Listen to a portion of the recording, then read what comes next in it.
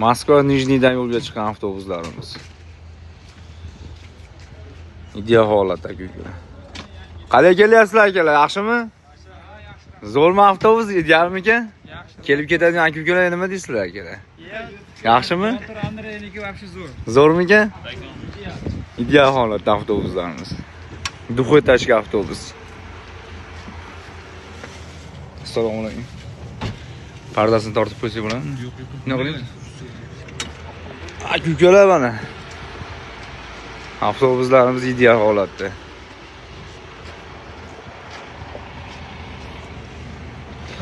Salonlari.